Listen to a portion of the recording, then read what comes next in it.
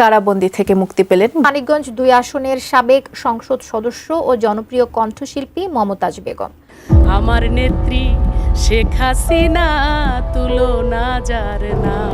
শিল্পী মমতাজকে আদালত থেকে বের করা হচ্ছে, আপনারা দেখতে পাচ্ছেন সরাসরি ঢাকা পোস্টে।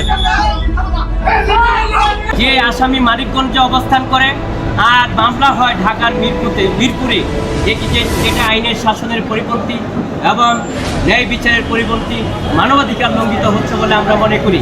বৈষম্য বিরোধী ছাত্র আন্দোলনে সংগঠিত হত্যা মামলায় গ্রেফতার হওয়া মানিকগঞ্জ ২ আসনের সাবেক সংসদ সদস্য ও জনপ্রিয় কণ্ঠশিল্পী মমতাজ বেগম জামিনে মুক্তি পেয়েছেন।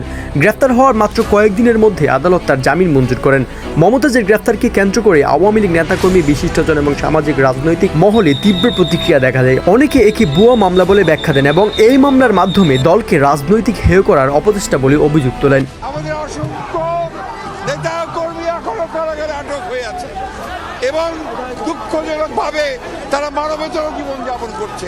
আমি অবিলম্বে আমাদের এই নেতা কর্মীদের মুক্তি দাবি করছি। এ ব্যাপারে বিএনপির প্রভাবশালী নেত্রী ও সাবেক সংসদ সদস্য ব্যারিস্টার রুমিন ফারহানা হুঁশিয়ারি দিয়ে বলেন, আওয়ামী লীগের কোনো নেত্রীকে ভুয়া মামলায় জেলে ঢুকানো যাবে না। আমরা মাঠে আছি, ছিলাম এবং থাকবো।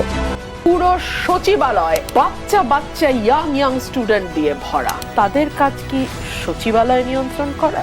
সচিবালয়ে কারা বসে, কারা থাকে, কারা কাজ করে? মন্ত্রী, মানে এখন যারা উপদেষ্টা, সচিব, ডেপুটি সেক্রেটারি থেকে শুরু করে সিনিয়র সেক্রেটারি পর্যন্ত তারা সচিবালয় থাকে। সেখানে স্টুডেন্টদের কাজ কি আমি যদি প্রশ্ন করি? আমি তো এটাও দেখেছি যে ডিসি, এসপি উপস্থিত না থাকলে, যেই সব সমন্বয়কদের নাম মোটামুটি সকলেই জানে, তাদের কোনো প্রোগ্রামে তারা উপস্থিত না থাকলে তাদের উপর খড়গ নেমে আসে। এটা আমাদের দেখা, আমাদের গণমাধ্যমের পাতায় আসা, আমাদের এলাকা ভিত্তিক যে নিউজ আমরা পাই সেখানে